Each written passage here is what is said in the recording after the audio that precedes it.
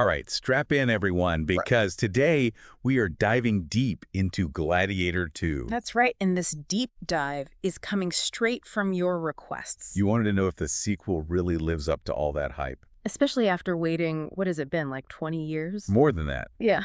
So we dove into those Digital Spy and Cinema Blend reviews you sent over. To see what's really going on in this Roman Empire sequel. Yeah, so first things first, paint us a picture.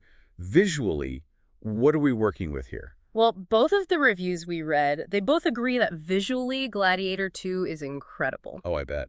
That's Ridley Scott for you. Absolutely, and especially in those Colosseum scenes. Oh, yeah, I read about those. One even has a flooded arena with, like, ships and sharks. Yeah, and the Digital Spy review mentioned that scene specifically. Ships and sharks. Yeah. What is this? Pirates of the Roman Empire. Right. But, as visually stunning as it is, there are some whispers about the story itself. Uh-oh, so it's not all sunshine and chariot races then. Yeah, not exactly. Both reviews kind of hint that the movie leans a little too hard on nostalgia. Like it's trying to recapture that magic of the original a little too much. Yeah, I see. Instead of, like, forging its own path. Right, exactly. Like, remember that iconic score from the first one? Oh, who could forget? Well, it sounds like they use very similar musical cues in Gladiator 2. Like they're hoping to just, like, trigger those same emotions all over again. Yeah, maybe. And there are apparently some scenes that are pretty much shot-for-shot remakes. Interesting. So visually stunning, but maybe playing it a little safe with the story. Mm-hmm. Okay, so what about the actors? You specifically mentioned Denzel Washington, and I know he's been getting rave reviews. Oh, Denzel. Denzel is fantastic, as always. I mean, come on, it's Denzel. Exactly. He's playing this character named Maximus, who mentors Lucius. Okay, and who's Lucius again, for those who haven't seen the original in a while? Lucius is the nephew of Commodus, who was the emperor in the original. You know, the one who killed Maximus in the arena? Oh, right. Okay, that guy. So yeah, Macrinas mentors Lucius, but also has his own, his own goals and agenda. So there's some, like, political intrigue going on there. Yeah, lots of it. And it sounds like that's actually one of the highlights of the film, thanks to Denzel's performance. So we've got those amazing visuals, maybe a little bit of a rehash in terms of story, and Denzel Washington being awesome. What about our new gladiator, Paul Mescal? Stepping into those very big sandals as Lucius, is he able to pull it off?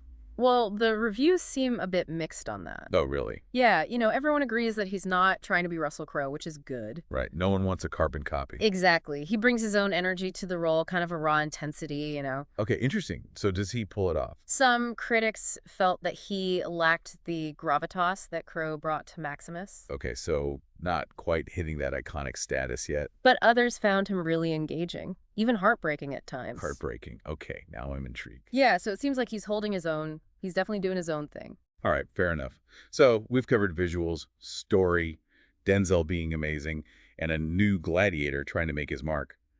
But what about the rest of the cast? Ah, yes. You were curious about Pedro Pascal and Connie Nielsen. Big time. Yeah. You loved Pascal and mentioned something the listener is likely to know Pascal from, based on their provided notes. And Nielsen is just phenomenal in everything. Well, unfortunately, it sounds like there might be a bit of a missed opportunity with them. Oh, no, really? Yeah, it seems like their characters are a bit underdeveloped. Like they didn't really get enough screen time to shine. Right, and that was a pretty common thread in both reviews. That's disappointing. Especially with actors of that caliber. Yeah, it seems like maybe they tried to cram too much into this film. Wait, how long is it? It's over 2.5 hours long. Oh, wow. Okay. But even with all that time, the reviews are saying it feels rushed. So we've got spectacular visuals, some really great performances, but also maybe a story that's spread a little thin.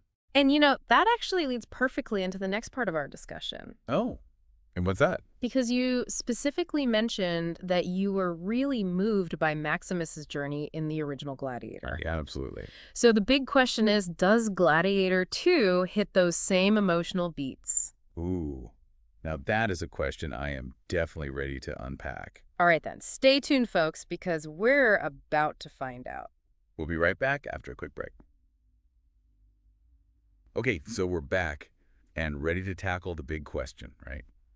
The emotional core of Gladiator 2. Yeah, does it live up to the original? Especially when you think about those powerful moments in the first one, like that scene with Maximus before the battle in Germania. Mm-hmm. I mean, just tears every time. And thinking about it, it makes that whole thing with Pascal and Nielsen even more frustrating. Oh, yeah, totally. Because you love Pascal, and mention something the listener is likely to know Pascal from based on their provided notes.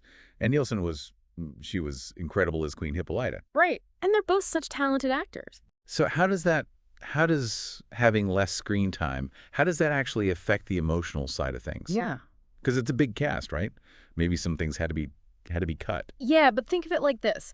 You're invested in a character. You know, you understand them. Their motivations, all of that. Exactly. Their flaws, their hopes. And then something happens, like something big, something dramatic. And that's when it hits you in the gut.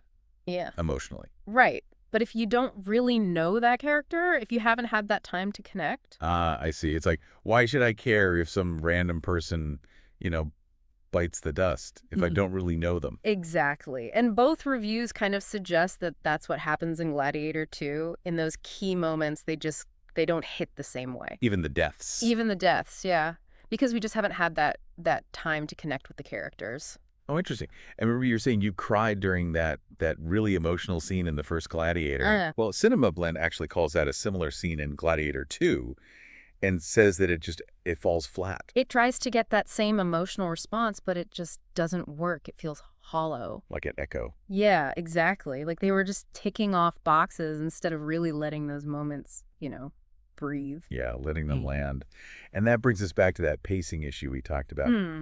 Even though the movie's 2.5 hours long, it still feels rushed.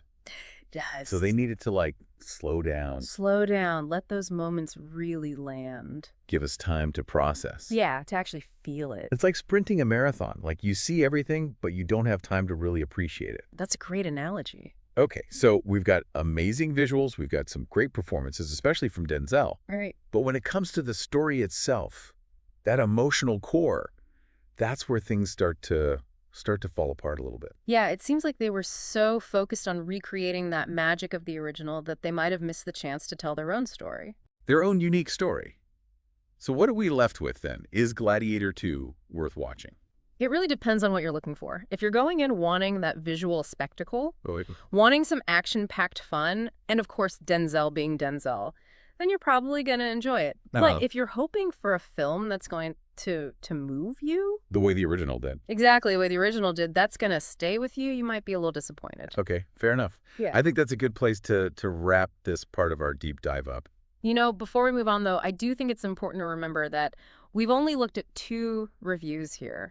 Good point. Film is subjective. Yeah, what one person loves, another person might hate. Exactly. So it's really up to each individual viewer to decide whether Gladiator 2 lives up to their own expectations. Absolutely. We're giving you the information, different perspectives, but ultimately the decision is yours. Right. So on that note, we'll be right back with some final thoughts and a question to leave you pondering.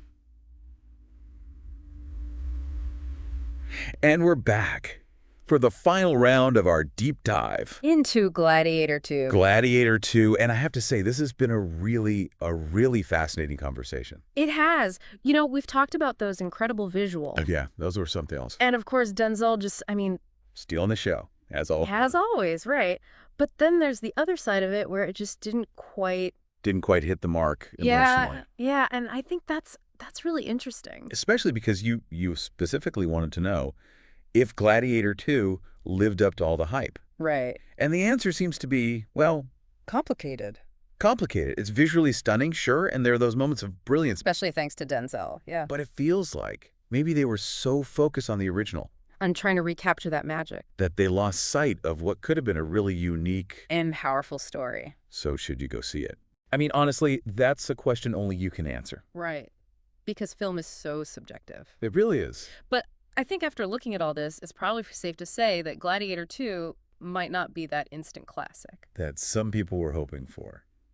But this whole conversation has got me thinking, if we were in charge, if we were the ones making Gladiator 2, what would we have done differently? Ooh, I like this question. Right. Like, for me, I think I would have really focused on those supporting characters. Given them more space, yeah. More space to shine, Pascal, Nielsen. Imagine the depth that they could have brought. Ugh, I know. And maybe ease up on the action just a little bit. To let those quieter moments breathe. Yeah, give the audience time to actually connect. Sometimes less is more. Totally. And you mentioned earlier that you loved all the political intrigue. Oh, in the original, yeah. So maybe we lean into that a little bit more. Explore those power struggles. And give Denzel even more to work with. Oh, you're there. It's all about finding that balance, you know. Spectacle and substance, action and emotion. Exactly. And that actually brings us to our final thought for you, dear listener. Oh, what is it? As you're deciding whether or not to see Gladiator 2. Okay. Think about this.